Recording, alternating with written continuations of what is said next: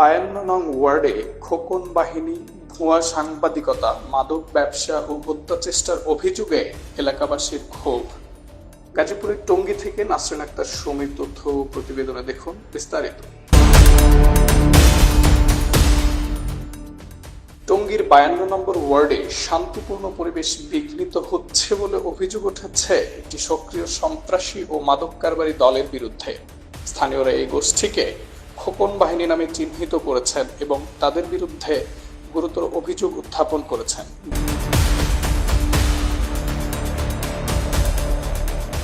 যেমন মাদক ব্যবসা, ভুয়া সাংবাদিকতা, অনলাইন অপপ্রচার ও শিশু অপহরণ সহ হত্যা চেষ্টা।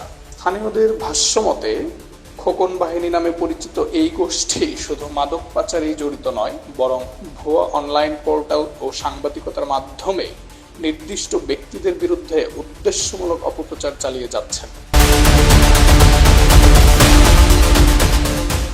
তাদের মূল ব্যবসা হচ্ছে ইয়াবা ও গাঁজা পাচার, অবৈধ মদের ব্যবসা, ভুয়া সাংবাদিকতা দিয়ে ব্ল্যাকমেইলিং, মানবাধিকার লঙ্ঘন ও হত্যা চেষ্টা।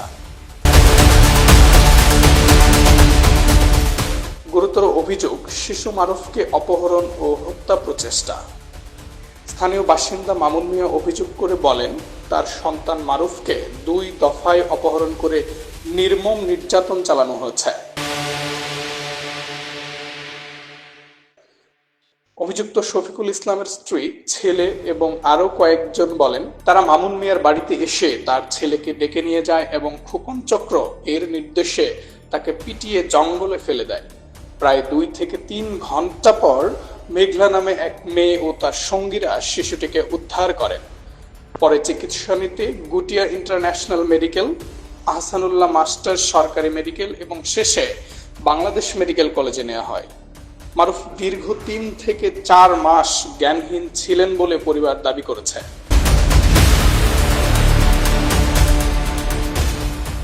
ভুয়া অনলাইন পোর্টাল ও সাংবাদিকদের শনাক্ত করে ব্যবস্থা নিতে হবে।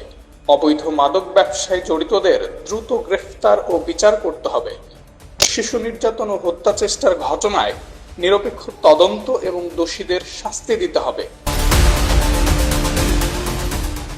এলাকার নিরাপত্তা জোরদার ও পর্যবেক্ষণমূলক আইন শৃঙ্খলা কার্যক্রম চালু করতে হবে। প্রশাসনের প্রতি আবেদন, অভিযোগের সত্যতা যাচাই করতে দ্রুত তদন্ত শুরু হোক এবং দোষীদের বিরুদ্ধে আইনি পদক্ষেপ গ্রহণ করা হোক। এটাই এলাকাবাসীর একমাত্র দাবি। তারা বলেন, আমরা শান্তিপূর্ণ জীবন চাই, ভয় ও বিশৃঙ্খলা মুক্ত এলাকায় সন্তানদের বড় করতে চাই।